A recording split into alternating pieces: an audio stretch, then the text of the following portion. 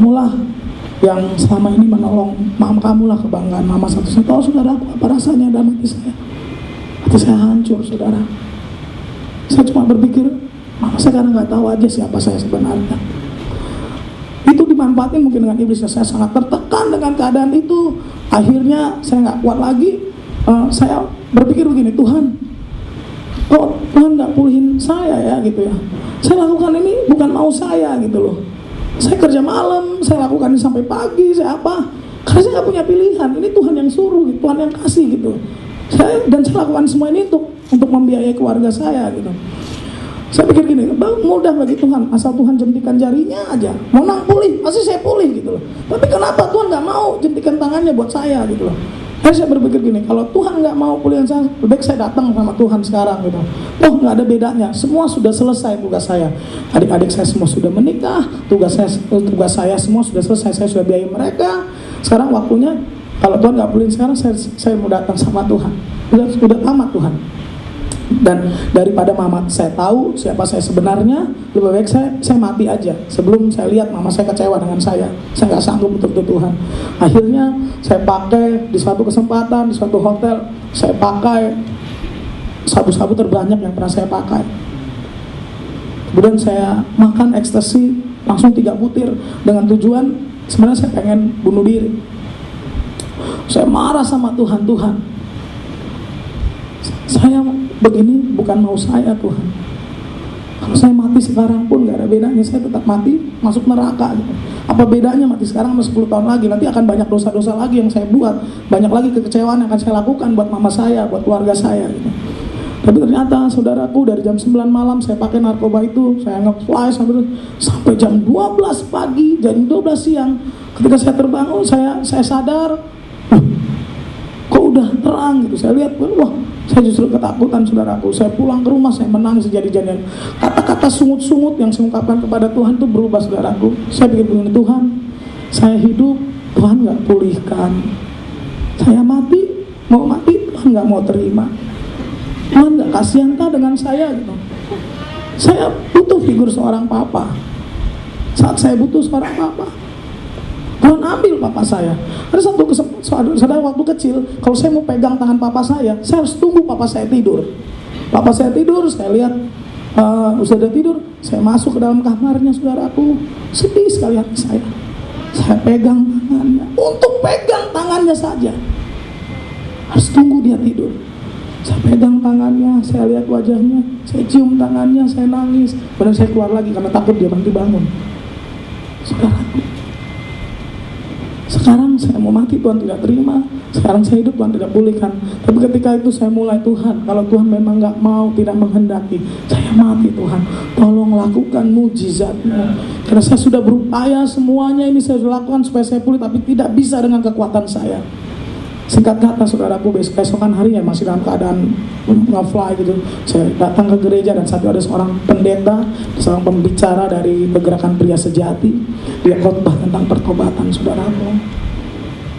Nah akhirnya saya datangi bapak pendeta itu. Dia kasih saya kartu nama seorang sahabat. Kemudian seorang sahabat itu saya temui dan dia masukkan saya itu nggak tanpa saya mau ya. Dan ini saya yakin bukan kebetulan. 2 hari dari ketika saya berjumpa dengan sahabat itu ada men's camp di Lampung. Judulnya Pria Sejati saudaraku, yang mau ikut seorang homoseksual. Wah, ketakutan sekali saya. Aduh, ini ampun saya nanti di sana gitu. Ketika worship leader bilang, pastikan semua yang hadir di sini pria. Hati saya menangis saudaraku. Semua bilang yes. Hati saya menjerit, mungkin. Tapi luar biasa saudaraku, cara Tuhan ajaib. Saya tidak pernah pikir kalau saya bisa ikut camp itu. Dan ketika saya menjadikan firman Tuhan sebagai perintah untuk mengakui siapa saya, selama ini sangat-sangat saya tutupi, menelanjangi diri saya. Ketika saya menelanjangi diri saya bukan menelanjangi diri saya, tapi saya menelanjangi iblis yang selama ini mengikat diri saya. Luar biasa saudaraku. Pertama mau ngakui di daerah di Indonesia, pertama di Lampung, kota kecil, mau ngakui seorang gay itu aduh malu banget. Iblis itu bilang, mati mamamu, dengar jantungan, malu, bunuh diri lah dia, matilah dia, apa segala macam. Tapi ketika saya bilang, enggak, saya udah capek Tuhan, saya mau ikuti perintah Tuhan, apapun itu Tuhan mau. Saya lakukan perintah Tuhan seluruhnya. Maka mulailah pemulihan terjadi, saudaraku. Hari demi hari melalui proses yang Tuhan kerjakan, pemulihan terjadi dalam hidup saya. Sekarang keluarga saya sudah tahu dan mereka semua dukung semua. Gak ada orang tua yang anaknya berubah jadi baik, yang marah, gak ada. Bila mungkin kalau ada orang tua anaknya berubah jadi baik, mungkin kasih hadiah buat dia. Dan saya percaya sekali banyak hadiah yang Tuhan siapkan bagi saya. Sekarang saya tahu, kemanapun, ini komitmen hidup saya. Saya tahu, saya alat peraganya Tuhan. Kemanapun, dimanapun Tuhan minta saya untuk pergi, untuk bersaksi. Saya percaya, percaya sekali, kesaksian apapun yang saya lakukan untuk pekerjaan Tuhan tidak akan pernah sia-sia. Saudaraku, saya sekarang merasa bahagia dan bebas sekali. Semua orang mendukung saya terlibat dan mengambil komitmen untuk terlibat 100% dalam pelayanan Pria Sejati.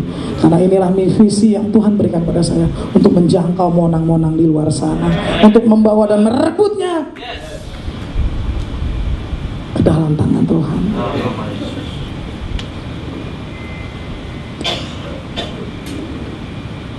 Sungguh luar biasa, sungguh saya tidak bisa mengatakan betapa bahagianya sekarang saya. Diberi kemuliaan buat Tuhan kita Yesus Kristus. Saya minta mungkin ada satu pemain gitar atau siapa, saya rindu sekali untuk ini, lagu ini menjadi kekuatan bagi saya, menjadi satu komitmen bagi saya.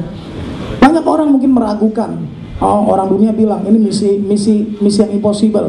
Mungkin di Australia juga begitu karena diperbolehkan. Tapi saya percaya semakin mustahil, di situ mujizat Tuhan makin dinyatakan. Saya nggak mau lihat apa kata dunia, tapi mulai sekarang saya hanya mau lihat apa kata Tuhan. Amin. Amin, saudaraku.